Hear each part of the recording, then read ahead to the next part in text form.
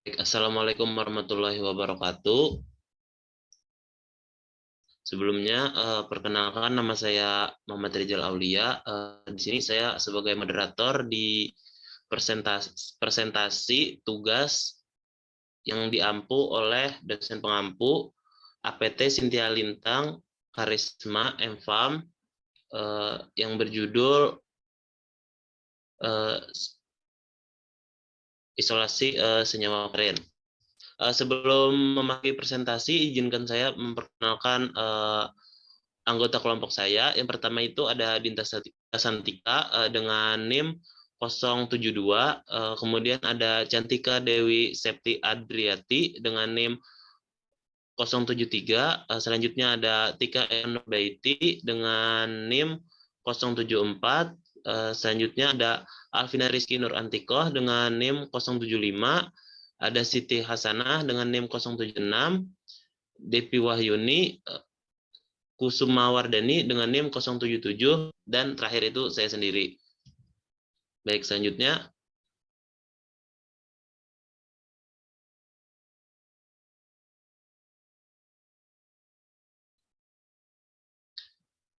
Baik, sebelum memasuki pembahasannya, izinkan saya untuk menerangkan poin-poin apa saja yang akan dibahas di PowerPoint berikut ini. Yang pertama itu ada gambaran golongan senyawa yang akan diisolasi. Selanjutnya itu ada gambaran tumbuhan yang akan diisolasi, ada struktur dasar senyawanya, kemudian ada biosintesis senyawa, ada sifat kimia dan sifat fisika senyawa, ada cara isolasi senyawa, dan terakhir itu ada cara identifikasi senyawa. Baik, selanjutnya mungkin ini akan dijelaskan oleh teman saya. Dipersilahkan. Baik, yang pertama yaitu overview golongan senyawa yang akan diisolasi.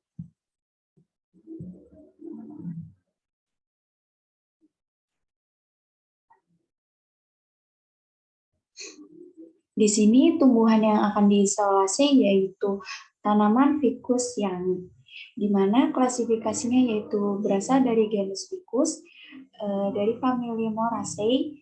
Untuk kandungan kimianya yang terdapat dalam ficus yangi yaitu triterpen, flavonoid, kumarin, lignan, dan asam lemak. Untuk aktivitas farmakologinya yaitu untuk mengobati penyakit kardiovaskular, terutama sebagai agen antitrombotik.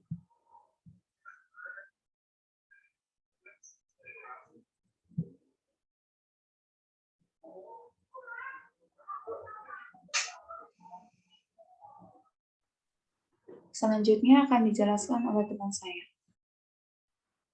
Ya, selanjutnya yaitu pengertian senyawa kumarin. Nah, kumarin sederhana yaitu fenilpropanoid yang mengandung gin benzen C6 dengan rantai alifatik, C3 dengan rumus molekul C9, H5, dan O2. Senyawa kumarin beserta turunannya mempunyai banyak aktivitas biologis, yaitu seperti antikoagulan darah, antibiotik, antimikroba, mempengaruhi kerja enzim sebagai bahan dasar pembuatan parfum, serta untuk bahari fluoresensi pada industri tekstil dan kertas. Kumarin ditemukan hampir di setiap bagian tumbuhan, mulai dari akar, batang, daun, sampai bunga dan juga buah. Kumarin banyak terdapat dalam bentuk glikosida, di mana bau yang didapat dari pengeringan seperti bau jerami mencirikan terjadinya hidrolisis glikosida senyawa tersebut.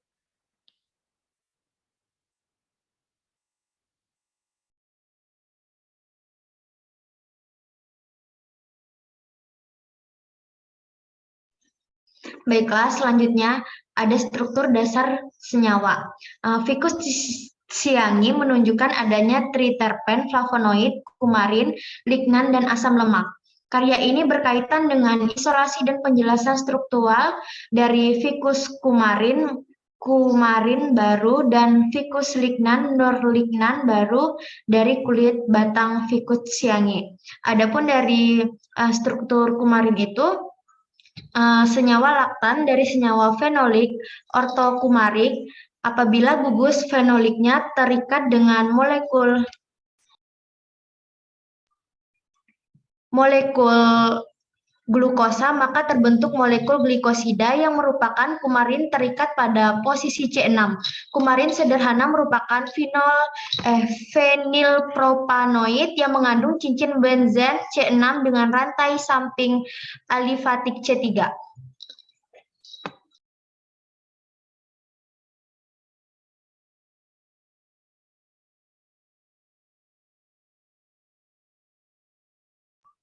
Next.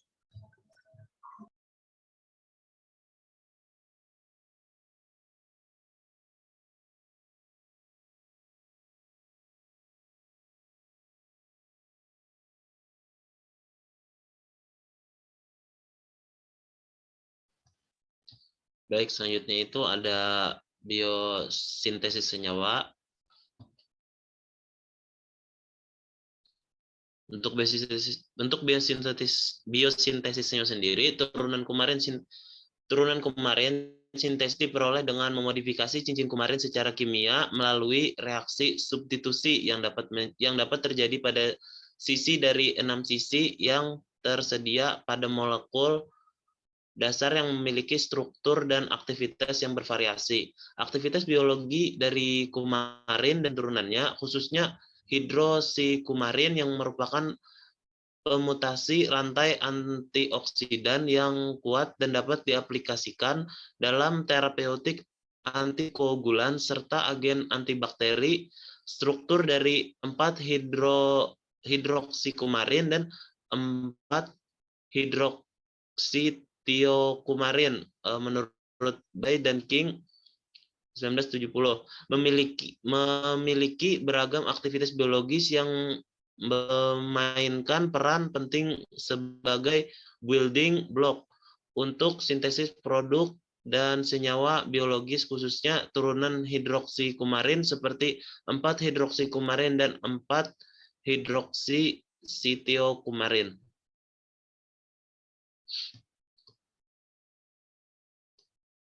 Next.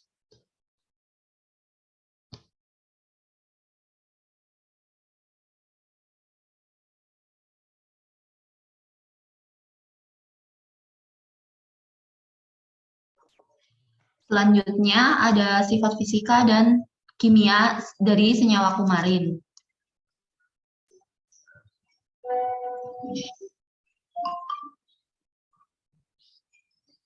Untuk sifat fisika dari senyawa kumarin ini, yang pertama yaitu kristal berbentuk jarum dan tidak berwarna. Kemudian untuk titik lelehnya yaitu 67 derajat sampai 69 derajat Celcius.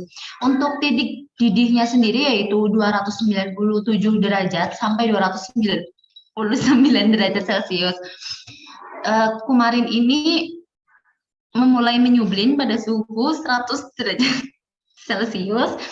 Kemudian larut 0,25 gram per 100 mili pada suhu 25 derajat Celcius, larut 47 gram per 100 mili etanol 70% pada suhu 40 derajat Celcius. Kumarin ini kristalnya berbentuk ortorhombik atau rektanguler. Kemudian untuk sifat kimianya, sifat kelarutan kumarin ini sangat bervariasi. Ada yang larut dalam pelarut polar, ada yang sedikit larut pada pelarut polar, dan ada pula yang larut pada pelarut non-polar. Kemudian untuk peleburan kumarin dengan NaOH menghasilkan asam asetat dan asam salisilat. Nitrasi membentuk 6 nitrokumarin dan 8 nitrokumarin. Sulfonasi di bawah penangas air memberikan kumarin 6 asam sulfonat pada suhu 150 derajat Celcius memberikan 3,6 asam disulfonat.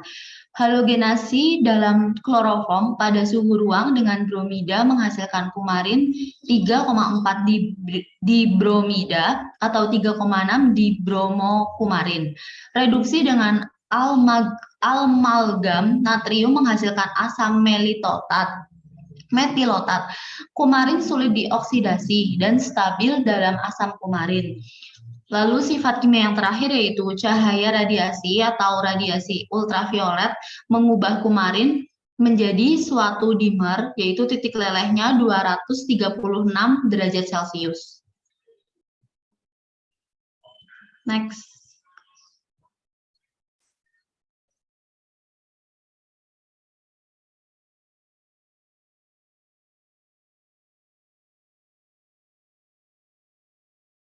Baik, selanjutnya adalah cara isolasi senyawa. Jadi, cara isolasinya itu adalah yang pertama, serbuk kering dari kulit kayu Ficus siangi sebanyak 10 kg nantinya akan dialiri dengan etanol 95% dan etanol 50% masing-masing sebanyak 100 liter secara berturut-turut. Selanjutnya, gabungan ekstrak nantinya akan disuspensikan dalam air dan dipartisikan menggunakan etil asetat dan N-butanol secara berturut-turut. Selanjutnya, sebanyak 140 gram fraksi larut etil asetat dikenakan pada kolom silika gel yang kemudian nantinya akan dielusi secara gradien menggunakan petroleum ether dan aseton dengan perbandingan 9:1 menjadi 1:1 untuk menghasilkan 18 fraksi. Selanjutnya, sebanyak 1,47 gram fraksi E9 dimasukkan ke dalam kolom Spadex LH20, kemudian dielusi menggunakan metanol dan air dengan perbandingan 8:2. Kemudian dilakukan pemisahan menggunakan KLT preparatif. Lalu dikembangkan dengan CHCl3, MEOH, HCOON dengan perbandingan 15:1 untuk menghasilkan senyawa 1 sebanyak 9 mg. Selanjutnya, sebanyak 75 gram fraksi larut butanol dimasukkan ke dalam kolom HP20. Kemudian melakukan elusi menggunakan air, 30% etanol, 50% etanol, 70% etanol, dan 95% etanol secara berturut-turut. Sebanyak 7 gram eluat etanol 30% dimasukkan ke dalam kolom C18. Kemudian dielusi menggunakan MECN H2O dengan perbandingan 15:85 untuk menghasilkan senyawa 2 sebanyak 2 mg.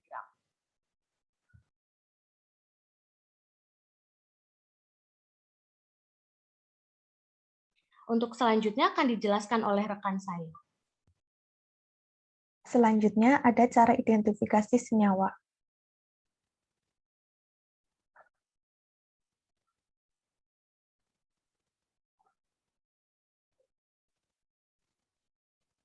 Yang pertama, prosedur percobaan umum. Identifikasi dilakukan dengan menggunakan spektrum UV, spektrum infrared, dan spektrum NMR. Kemudian ada ekstraksi dan isolasi. Senyawa diidentifikasi menggunakan KLT preparatif.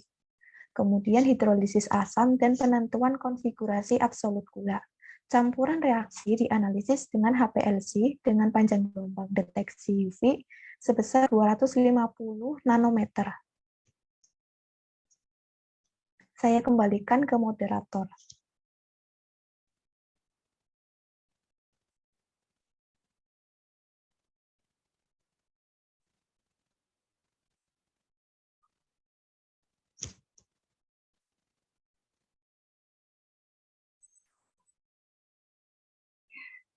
Ya, sekian dari presentasi kelompok kami. Jika ada yang ditanyakan, bisa ditanyakan langsung. Terima kasih. Wassalamualaikum warahmatullahi wabarakatuh.